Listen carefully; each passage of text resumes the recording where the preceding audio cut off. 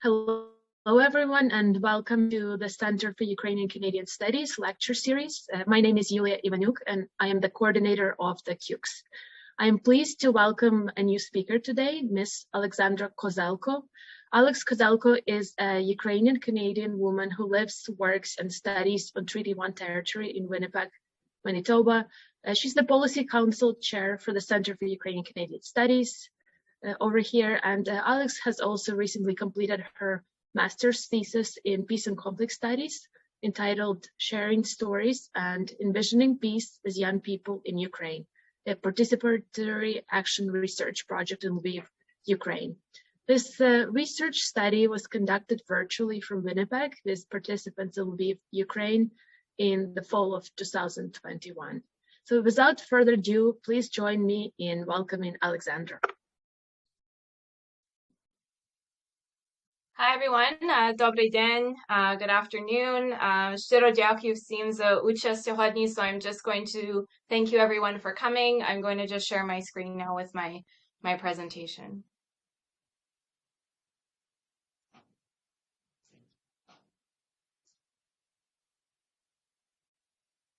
Okay, so hopefully you can all see the slideshow. So as Yulia said, this is a little bit of a discussion and talk about the research I recently completed. So sharing stories and envisioning peace with young people in Ukraine, a PAR project in Lviv, Ukraine.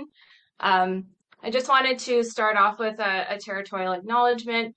So the University of Manitoba campuses are located on original lands of Anishinaabe, Cree, Oji-Cree, Dakota, and Dene peoples, and on the homeland of the Métis Nation. We respect the treaties that were made on these territories. We acknowledge the harms and mistakes of the past, and we dedicate ourselves to move forward in partnership with Indigenous communities in a spirit of reconciliation and collaboration. So I'm joining you today from Treaty 1 territory in Winnipeg. And this is where I live, work, and study. So just a little bit of what I'd like to talk about today. So I want to share a little bit about the purpose and context of the study, my positionality as the researcher, the main research questions, a little bit about Ukraine in context, briefly talk about the theories that I used in the study, my methodology, and I want to spend most of the time talking about some of the findings from the interviews and peacemaking circle that were part of this research. Lastly, I'll just mention a little bit about the significance and potential for future research of this study. And there's a reference slide at the end in case you're curious. So although much research has been conducted on Ukraine, the impact of the war in Eastern Ukraine since 2014 on young people remains under-researched. So young people in Ukraine are highly educated, active in civil society, and well-connected to the rest of the world. So as the next generation of leaders, it's imperative that their stories and voices be heard and acknowledged. So their lived experiences coupled with their knowledge, strengths, and abilities are the catalyst and impetus for peace building that comes from within Ukraine, starting at that grassroots or local level. So there were three main purposes of the study: to explore the lived experiences and life stories of young people living in Lviv, explore the impact of the ongoing war in Eastern Ukraine since 2014 on young people, and lastly, identify participants' hopes and dreams for the future and their visions for Ukraine's future. So as Yulia had already mentioned, I conducted this research virtually in fall 2021. I had hoped to go to Ukraine in summer 2020 to conduct my research project, but because of COVID, I wasn't able to get to Ukraine. So I decided to switch and facilitate the research virtually.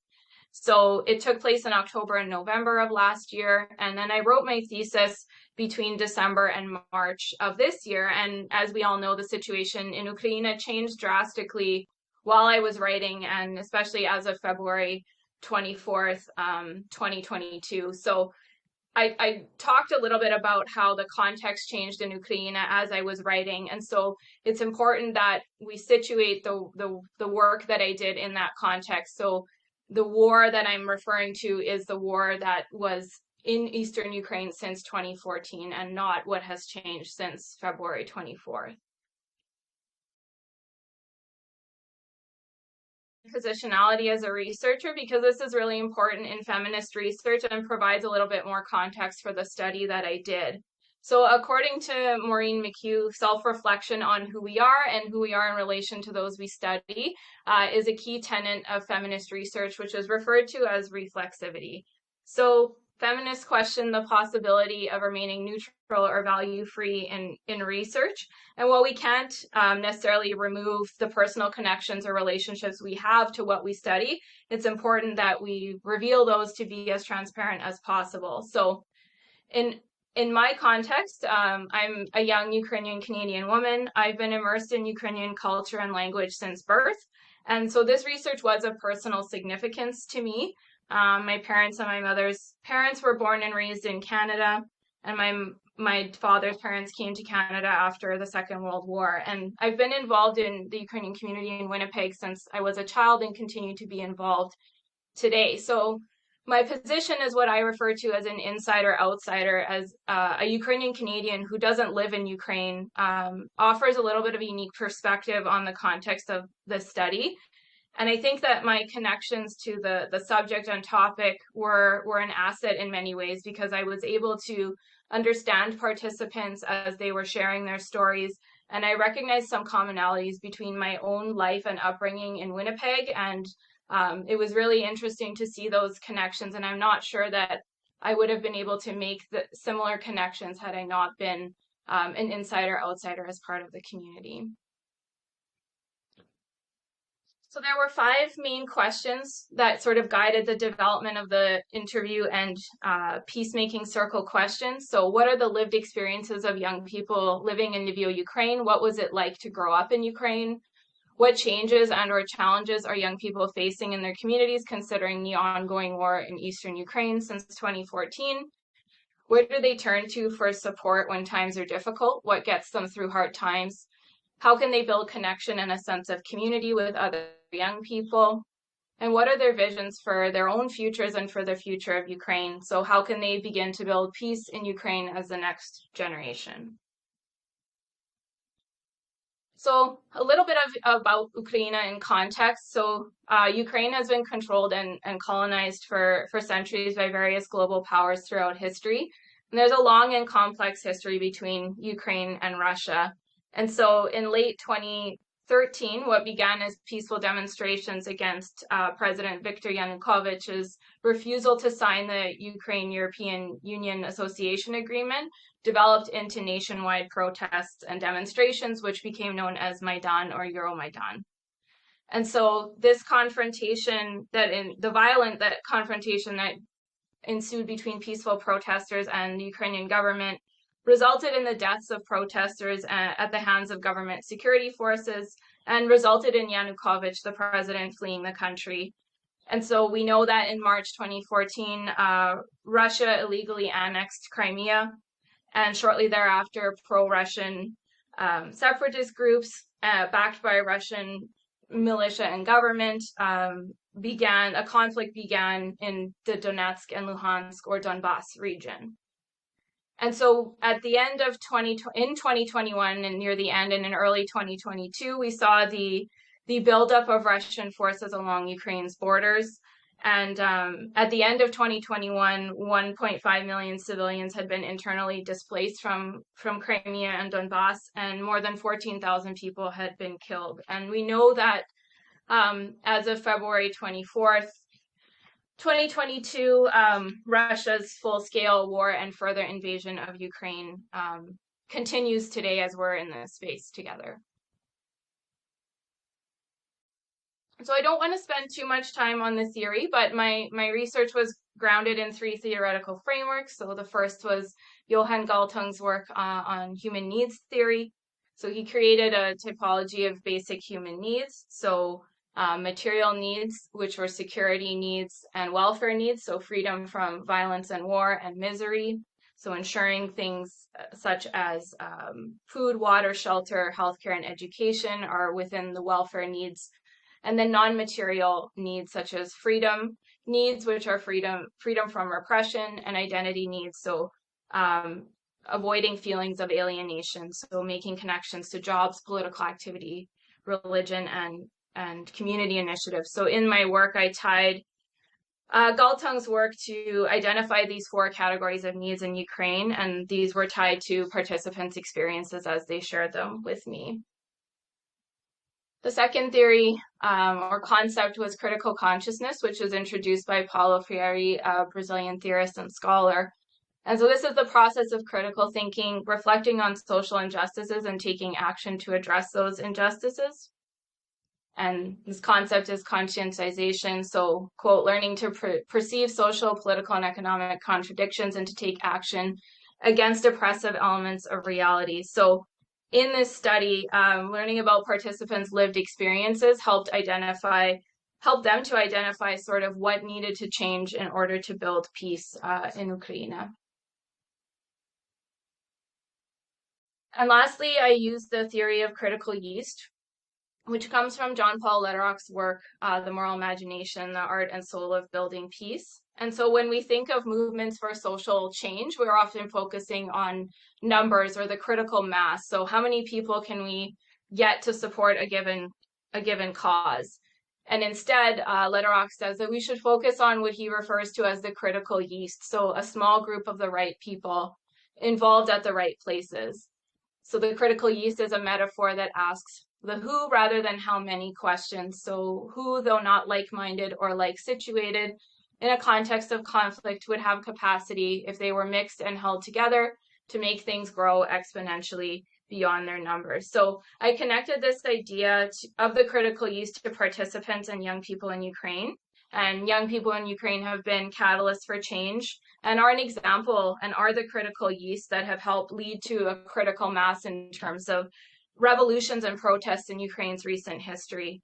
So this theory became important in the analysis of the data from the study, and as it became evident that the young people are the critical yeast needed to build peace in Ukraine. And I'll talk a little bit more about this later on. So briefly, in terms of methodology, my study was qualitative and based in participatory action research or youth participatory action research. And PAR is referred to as a braided process of exploration, action, and reflection. And this emphasizes research with others, not for or on behalf of others. And so it emphasizes that those who are directly affected by a conflict or problem are in the best position to understand and suggest solutions to the issues that affect their daily lives. And this was also connected to feminist principles, where my research was grounded on an emphasis on respect and ethic of caring. PAR projects are transformative and empowering, and same with feminist research projects, and can be a setting for consciousness raising social change. So young people in this study, those living in Nivio, were the experts in their own lives and know best what is needed to live their best lives now and in the future. So context, there were 2 phases of this study. There were individual semi-structured interviews and a peacemaking or talking circle, and these were both facilitated virtually using Zoom. Participants were 6 young people aged 18 to 22 who are university students born in Ukraine and currently living in Lviv. So participants were originally from different oblasts or provinces in Ukraine, Lviv, Vinnytsia, Zakarpattia, and Luhansk. And an aspect of this research was that despite being a native speaker of Ukrainian, I had an interpreter, Mariana, work with me in this cross-language research, as I wanted to make sure that when I was communicating with participants and they were communicating with me, that everything was translated accurately. And in many ways, she became a co-researcher in this study, as she could communicate with me and with participants openly. Okay, so a little bit about the findings from the interviews. So storytelling is an important part of peace and conflict studies and narrative research.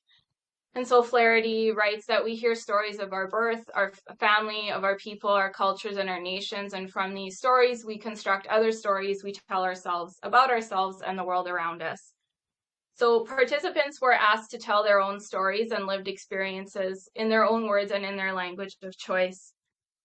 And this was really important during the research process. And some key themes that emerged from the interviews was the importance of family, and especially the key role that grandparents play in our lives, the importance and significance of education in Ukraine, and the impact of translation and nuances of language, so finding the right words. So this was part of the cross-language research process where sometimes the right word in English didn't translate well into Ukrainian, so we had to sort of negotiate what the right word was in that context. So participants in their interviews shared how the war in Eastern Ukraine since 2014 had impacted their lives, and they were all impacted differently based on their own individual experiences. And this reinforced those principles from PAR and feminist research of each person being the experts in their own lives. And their responses sort of shed light on the importance of semantics and using the appropriate word to define what was happening in Eastern Ukraine since 2014 from a Ukrainian perspective. So during some of the interviews, I had really deeply considered how to word specific questions, and I had decided to use Russian aggression to describe the situation in Eastern Ukraine. But when I asked this question, some participants replied using the word war or conflict instead. And I was able to pick up on this because I understood the language. So it was really important for me to ask sort of clarification about this to ensure that I was describing and referring to what they had experienced accurately, and that it would be written from a Ukrainian perspective. So war was how some participants had just defined what was happening. So just facilitating this study sort of changed and challenged my own thinking about this, and it really drove home the importance of incorporating a significant amount of Ukrainian perspectives and work, not only in my thesis, but that when writing, that this would be inclusive from a Ukrainian perspective. And we know now since February 24th that we need to define what is happening from a Ukrainian perspective is becoming ever more important. So several participants were active volunteers. They were involved in civil society. They spoke about many different volunteer experiences that they had had, from leadership schools to making covers for tanks, for camouflage, volunteering with internally displaced persons in Lviv, and ecological volunteering through creating a recycling initiative in their communities. And some of their volunteerism was focused on peace building by bringing different people together from different parts of Ukraine to work on community projects. So when young people volunteer, they become active agents of change, and this connects to critical consciousness, as volunteering is about taking action and making change in your community.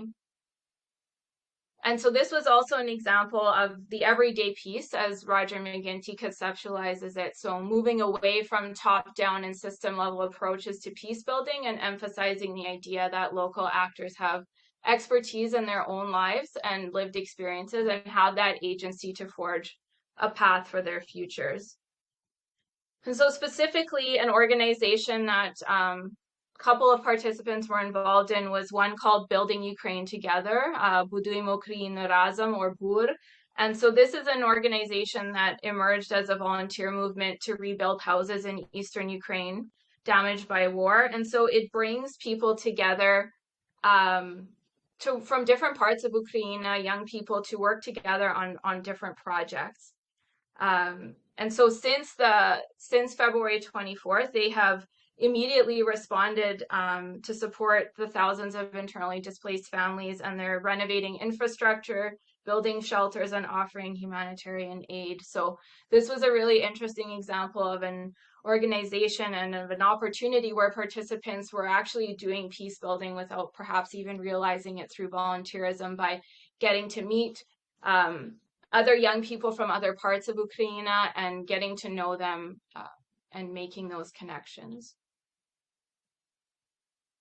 So in their interviews, participants shared hopes and dreams for Ukraine's future, and common themes that emerged from their interviews, which were really interesting given the current context, were the importance of completing their education and studies, staying in Ukraine rather than going abroad, so helping to build and develop Ukraine from within. They shared that they hoped the war in eastern Ukraine would end peacefully and soon. And so now knowing what has happened since the end of February during this process, it was really interesting and, sad to sort of consider how this may take significant more time for those hopes and dreams to be realized. And lastly, for Ukrainians to take responsibility for making positive changes in Ukraine. So the peacemaking circle involved 4 of the 6 participants, and it was here that they discussed their visions for a peaceful Ukraine. So again, some common themes that emerged that were not dissimilar from what they shared in their individual interviews was staying in Ukraine to work on development and civil society. So participants' desire to stay in Ukraine was really inspiring, particularly given that the war had been going on for 8 years at the time of the peacemaking circle. And their responses really demonstrated that despite the challenges that Ukraine and Ukrainians face, participants want to stay in Ukraine, and they wanted to see that further development of those basic human needs, especially those related to identity and freedom, as they saw themselves part of Ukraine's future. The need to address corruption in Ukraine across various levels of society came up, specifically in the context of employment and education. And then lastly, they talked about patriotism, but they weren't really sure that this was the right term to use. And I sort of framed this more as Ukrainian consciousness raising. So this was related to having children in Ukraine identify how they see their country and what it means to them, raising children in Ukrainian culture, music, and cuisine, having children see different parts of Ukraine while they're growing up, rather than thinking about going somewhere else to live. This came up in the literature as well in another study, but it was very interesting to hear what it meant and how they saw how those connections perhaps between their volunteer experiences working with different people from different parts of Ukraine sort of sparked this desire to raise consciousness about Ukraine and being Ukrainian within the country itself.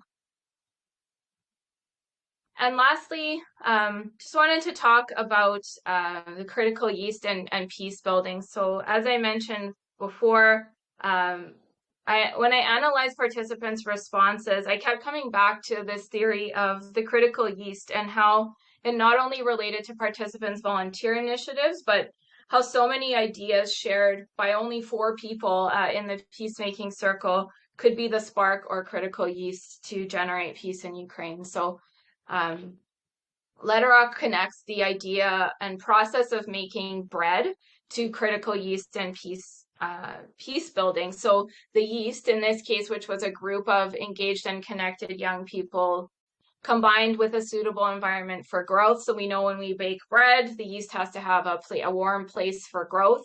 And so this was the safe space created virtually to share and gather and share their thoughts and ideas. And then the next part would be engaging or mixing with larger groups of people to create and sustain that critical mass. When we think about making bread, once we have our yeast, we mix it in with the other ingredients. And combining these elements results in social change and lasting positive peace, which becomes the bread.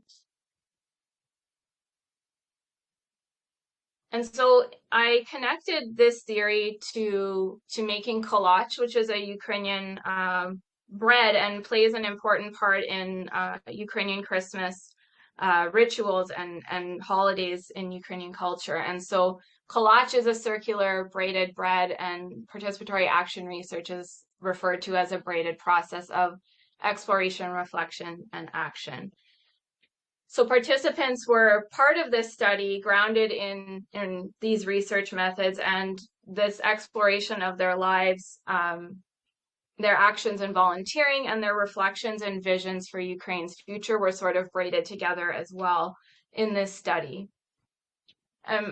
Participants' desire for an increased engagement in civil society by all Ukrainians really came through, and taking that responsibility for action. And participants noted the positive changes they had seen with regards to youth engagement in civil society post-Maidan. And this analysis and this study really demonstrated that participants and young people in Ukraine are the critical yeast, or that catalyst to activate peace and expand its growth in Ukraine. So I just wanted to share a quote from my research study. So when asked about what are their visions for Ukraine and Ukraine's future, it says, "I would say that my a vision for the future of Ukraine is very simple. It's about each citizen in Ukraine feeling responsibility, because now it's more like Ukrainians are waiting for the state to give something to them. It's about taking responsibility. For example, when you see it's dirty in the premises you share, you help to clean it. You do your part. You do your part in such small things. And my friends here and my friends outside of this research empower me to be a part of these changes." So participants who were brought together in this space to share stories and visions for Ukraine just really demonstrated that if we don't activate and engage the potential of young people and Ukrainians in general in civil society or in situations where they come together to cultivate their ideas, that we can't move forward or create that lasting change and positive peace. And lastly, just briefly, so some significance or opportunities for future research. The impact of the war in Eastern Ukraine since 2014 on young people remains under-researched, and so this project contributed to the literature on this topic in peace and conflict studies. Secondly, because of COVID, I was not able to go to Lviv in person, and I had to facilitate this project online, and it required some additional planning and considerations, and really focused on building trust and rapport with participants so that they would feel comfortable sharing their stories. And so this study contributes to understanding how participatory action research can be facilitated virtually in a meaningful way when in-person research is not an option. And then lastly, facilitating cross-language research as an insider-outsider with an interpreter. So this study contributes to understanding how this type of research can be facilitated with an interpreter who is a member of the same community as participants. And I hope that this work can contribute to that. And that's it. Thank you.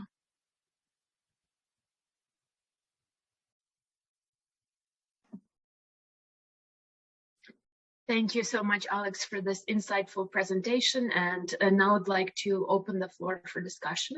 So feel free to either submit your questions into the Q&A chat box, or simply raise your hand, or just identify that you'd like to ask your question, and we'll happily call on you to give you an opportunity to do so. So while everyone is getting their thoughts together, I'll start with one. So Alex, how did the participants' stories and vision of peace influence your own perception of Ukraine, the regional dynamics, and in particular the Russia-Ukraine relations? I think as I was hearing about their lived experiences, it certainly, allowed me or enabled me to look at things from a different perspective.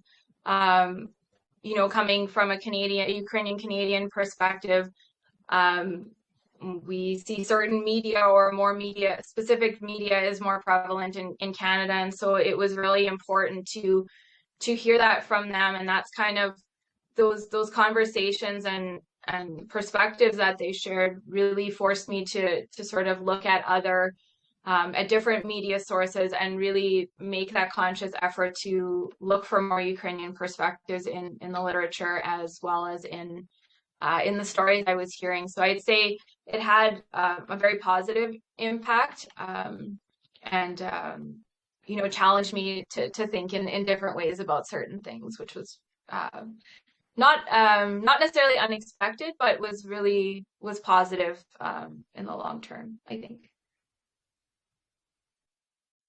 Thank you. And you mentioned this state of being an insider-outsider. Did you encounter any significant divergence of perspectives among Ukrainians in Lviv and the Ukrainian Canadians who are here in Canada in their vision of Ukraine and the future of Ukraine, perhaps as well?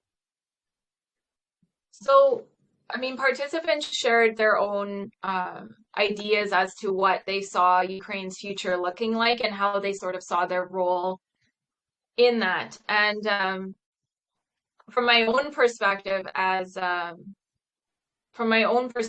guess, as a Ukrainian Canadian, I didn't see, you know, a huge divergence in terms of where I saw Ukraine's future and what I would like to see from afar, from abroad, sort of where I would like to see Ukraine go, and how important that grassroots and local those local peace building initiatives were really important. So between my own perspectives and those that they shared, I didn't see a huge divergence, but I didn't really look at the broader Ukrainian Canadian perspective on that. Thank you. And we have a question from Dr. Shkandri. How did the participants see the possibility of dialogue with Russia and Russians? If you could unpack that for us, that would be great.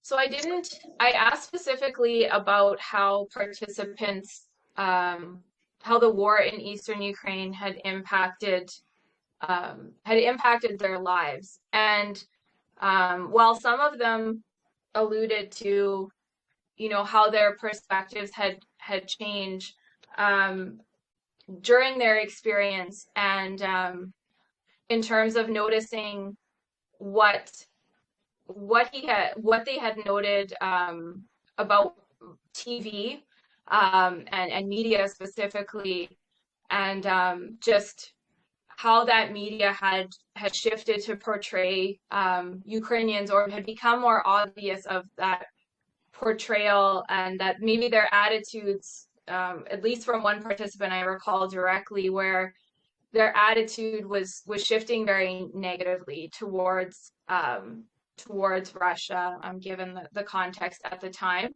I didn't specifically ask about having dialogue with Russia and Russians. It was more focused on the context at the time, where there was, you know, a war in Eastern Ukraine, and how that had impacted them. And given that I had participants from different regions in Ukraine, it was really interesting to sort of hear their different experiences and perspectives on that. So thank you, Alex. And could you please also unpack a bit of the suggestions that those young people had to offer, and the ways how they wanted to see Ukraine in the future? Yeah, so I mean, they wanted to see more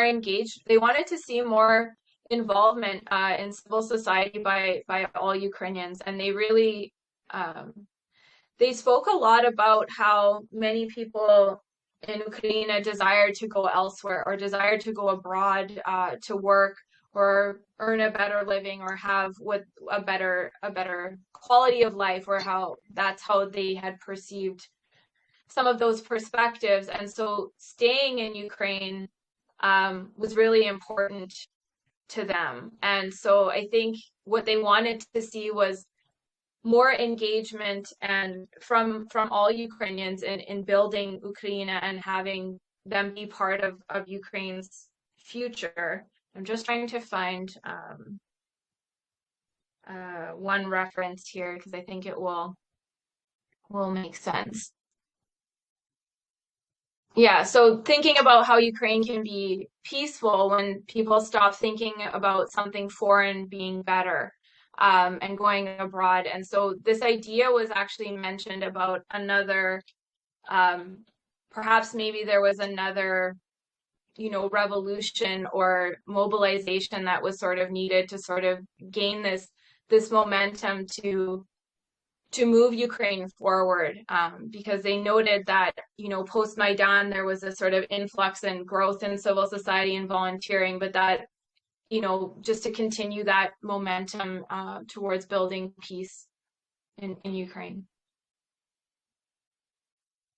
Great, thank you for this answer. And Pani Oksana has a question, so please go ahead.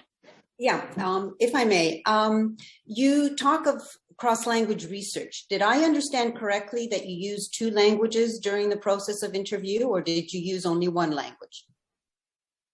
No, participants were given the option whether they'd like to have the interview conducted in Ukrainian, Russian, or English, whatever their language of choice was. I was able to ask the questions in Ukrainian, and I did communicate sort of in both languages as I was comfortable. And one participant wanted to do the interview in English to sort of practice their English, so I was open to that as well. So that's what made it really interesting, was I didn't always need a direct translation, but sometimes I did. And so that's where that language or word choice became really important, in figuring out exactly what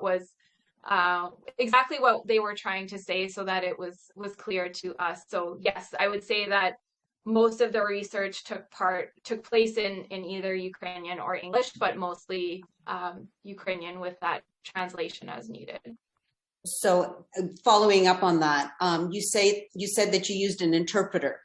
Would you have used that interpreter if you had been able to do it face-to-face? Was this something that was necessitated because it was an online experience? No, I would have used an interpreter regardless of how I would have conducted the research. Okay, well then a follow-up to that is, you talk about the insider-outsider. Why would you consider yourself insider-outsider when you're using language which is chosen by the participants and you are conversant in it? So I think I really wanted to acknowledge that, or that was sort of the term I came up with as I was writing. So it's not anything that's, official, but I think I felt that because the research ended up being very personal and significant to me, and having grown up in Ukrainian language and culture, that I did have some insider knowledge as to the context in Ukraine from an outside perspective. I know about Ukraine's history, language. The language that I learned speaking in Canada is obviously from a generation that brought Ukrainian to Canada. So there were those I learned a lot of new vocabulary that I didn't know that during the process. But recognizing that I was an outsider in the sense that I don't live in Ukraine and I don't have that lived experience, but I was familiar with the context, as opposed to someone, let's say, who wasn't familiar with Ukraine and that history and culture at all, and how that may have changed the level of trust perhaps that participants had in me when they were sharing some personal stories. I don't know if that answers that, but feel free to ask other questions. I'll let someone else. And now we have a question from Ivan Zholnich. What was the average age of participants? And he's asking whether anyone was disappointed in the way that Russian culture was being treated in the region close, in eastern Ukraine and also in western Ukraine. Perhaps we could talk about that a bit. So participants were between 18 and 22 years of age. And I can't really speak to the other question because we didn't talk, it didn't really come up in terms of a discussion about Russian culture. They did really focus on Ukraine and wanting to have Ukrainian young people and children experience Ukrainian music, language, and culture, and that sort of from within that growth of civil society and peace building. Thank you. And if no one else has any questions, I'll ask the last one. Otherwise, feel free to drop your questions into the chat box or raise your hand. So Alex, what did you find the most surprising on the one hand, and on the other hand, challenging about this research project? So I guess a couple things that were surprising. One, I think in particular, was during the semi-structured interviews, how many sort of commonalities I recognized between my upbringing and some of the stories that they had shared. So for example, some participants participated in Ukrainian dancing at community centers and with community organizations, and that was something that, you know, I had done well into adulthood, and so it was just really interesting to hear, oh yes, you know, we would folk dancing and different things that they had done growing up, and prosvita, this idea of like having prosvita or community organizations, and they talked about you know, these local groups and people who would come together and just create opportunities for kids and young people in the cities that they were in to be part of their community. And I think another thing that was really interesting given the context now was that some of them really noted that in terms of leadership, that they really wanted to see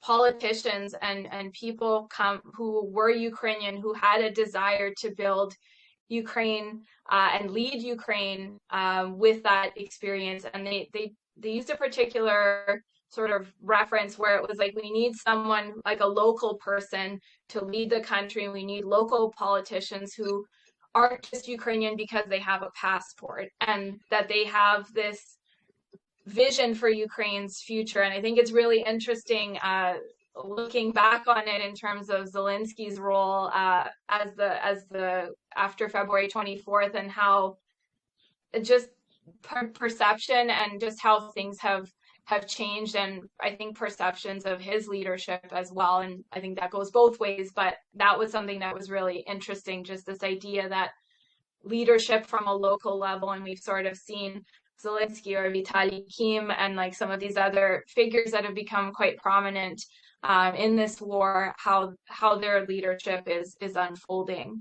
And something that was challenging, I think when I finished the research or interviews and peacemaking circles, the war was in a very specific place. It was sort of isolated to Eastern Ukraine, even though it impacted people across Ukraine. But as I was writing, you know, February 24th happened, and we're sort of in the situation we're in now. And so reflecting on participants' hopes and dreams for Ukraine's future was challenging sort of emotionally to think about how those things had changed so drastically overnight, and how this their hope and feeling of wanting to work on Ukraine's future, how all of that could sort of evaporate or change overnight. And so that was challenging from my own perspective. But I think I really wanted to do this project in person, so it was difficult to sort of reconcile that I had to stay home and I had to do this in Winnipeg, and I wasn't able to meet the people in person, because I think that would have just added a whole different layer to this, and just, you know, being able to share food and tea and have that more sort of face-to-face communication would have just been so wonderful. So I think that was just another challenge. Was it went really well virtually, but in person would have been even better. So well, thank you, Alexandra, for this great presentation, and thank you to all of you for joining us here today and for the questions that were asked. This is the last event for this term. The lecture series and the reading club sessions will commence once again in September. So have a nice summer, and we are looking forward to seeing everyone once again in September.